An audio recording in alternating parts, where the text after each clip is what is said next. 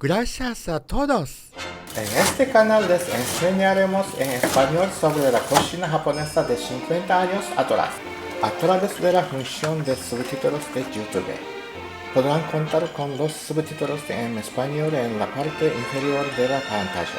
Showa Recipe Channel, comidas japonesas de antaño. Podremos juntos rescatar los embolados sabores de la era Showa, aquellos sabores de la infancia. Comidas occidentales como el curry y las pastas con un toque japonés, así como la cocina japonesa conocida como la más delgada a nivel mundial.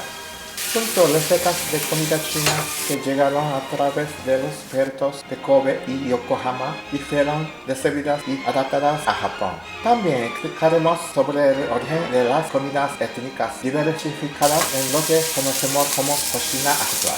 Haremos uso de las recetas del Cooking Notebook del señor Takeichi Hirata, quien fue uno de los primeros en introducir la cocina mundial en la televisión del Cosqueya.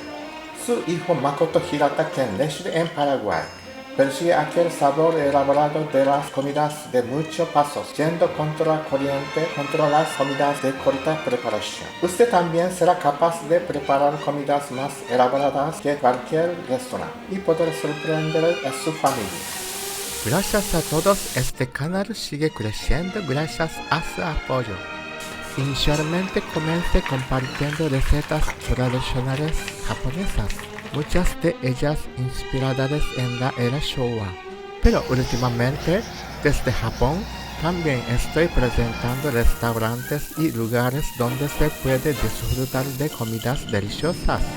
Este canal puede ser una excelente guía para su próximo viaje a Japón. No olviden registrarse al canal. Gracias. Chao, chao.